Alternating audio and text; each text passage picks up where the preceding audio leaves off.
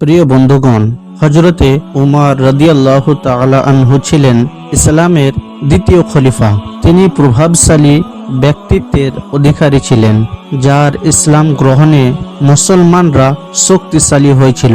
তিনি নবুয়ত প্রচারের ৬ষ্ঠ বছরে ইসলাম গ্রহণ করেন। তখন তার বয়স ছিল ২৭ বছর। হযরতে হামজা রাদিয়াল্লাহু তাআলা আনহুর ইসলাম গ্রহণ করার ৩ দিন পর তিনি ইসলাম ধর্ম গ্রহণ করেন।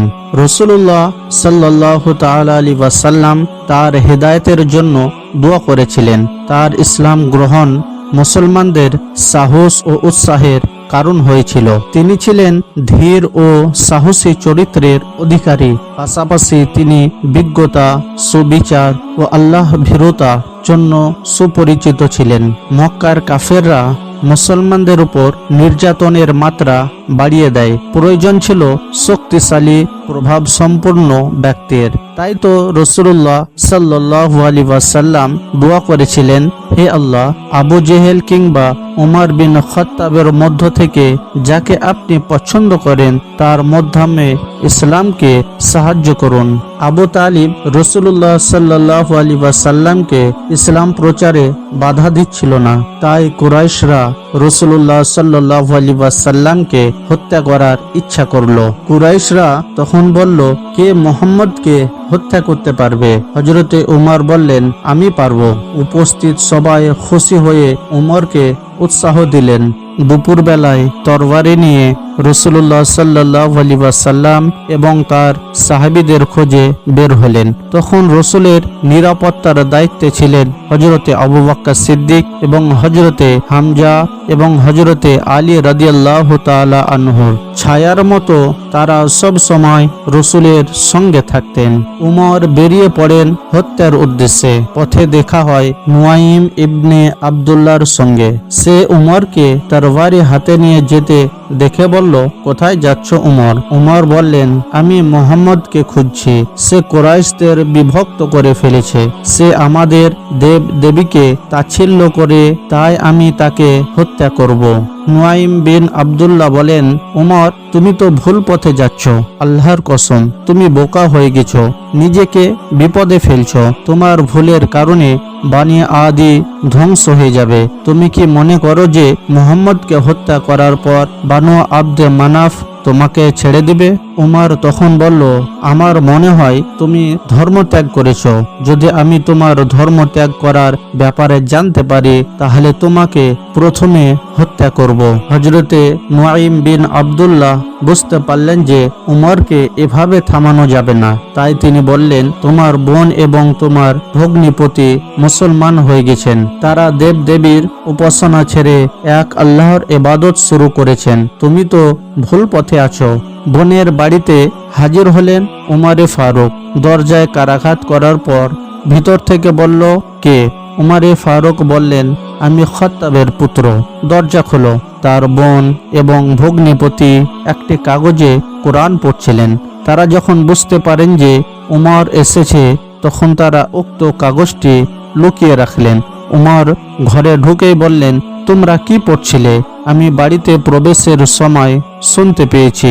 তখন তারা বললেন, আমরা নিজেদের মধ্যেই কথা বলছিলাম। উমর তখন উত্তেজিত হয়ে বললেন, সম্ভবত তোমরা ধর্ম পরিবর্তন করেছ।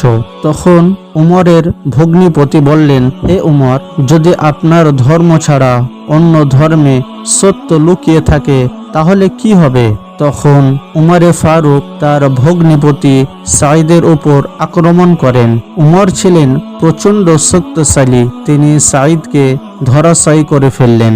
উমরের বোন স্বামীর বেহাল অবস্থা দেখে স্বামীকে বাঁচানোর জন্য এগিয়ে আসলেন, কিন্তু উমরে ফারুক তাকে ধাক্কা দিয়ে দূরে সরিয়ে দিলেন। আঘাত লেগে ফাতেমা বিন খাত্তাব রাদিয়াল্লাহু তাআলা আনহুর মুখ থেকে রক্ত বের হচ্ছিল। ফাতেমা তখন রেগে চিৎকার করে বললেন, হে আল্লাহর শত্রু, আমরা এক মহান আল্লাহর উপর ঈমান এনেছি। তার জন্য কি তুমি আমাদের উপর অত্যাচার করছো?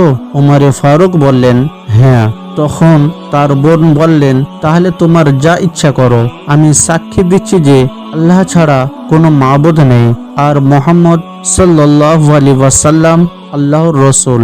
হযরতে উমরে ফারুক এ কথা শুনে অনুতপ্ত হলেন। তিনি তার ভগ্নিপতিকে ছেড়ে দিলেন। তখন বললেন, তোমরা যে কাগজ থেকে পড়ছিলে তা আমাকে দেখাও। ফাতেমা বিন খাত্তাব বললেন, তুমি অপবিত্র হয়ে আছো, যারা পাক পবিত্র তারাই সেটা ধরতে পারবে।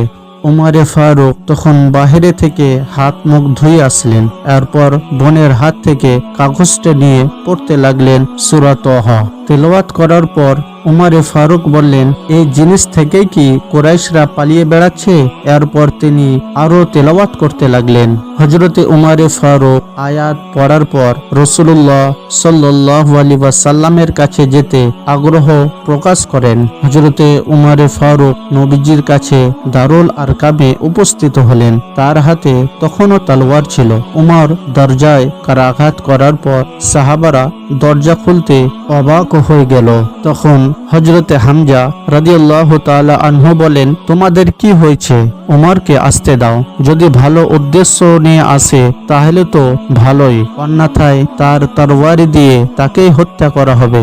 রাসূলুল্লাহ সাল্লাল্লাহু আলাইহি ওয়াসাল্লাম হযরতে উমরকে দেখে জিজ্ঞাসা করলেন, হে খাত্তাবের পুত্র, কোন জিনিস তোমাকে এখানে টেনে আনলো? হযরতে উমরে ফারুক বলেন, হে আল্লাহর রাসূল, আমি আপনার প্রতি ঈমান এনেছি আর আপনি যা এনেছেন তার প্রতিও ঈমান এনেছি।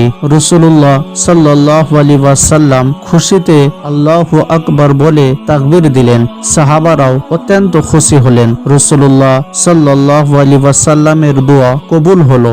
আব্দুল্লাহ ইবনে মাসউদ রাদিয়াল্লাহু তাআলা আনহু বলেন, উমর মুসলমান হওয়ায় আমরা গর্ববোধ করতাম, কারণ তিনি মুসলমান হওয়ার আগে পর্যন্ত আমরা কাবা ঘর তওয়াফ বা কাবায় নামাজ পড়তে পারছিলাম না। এরপর থেকে আমরা কাবা ঘর তওয়াফ এবং নামাজ পড়তাম।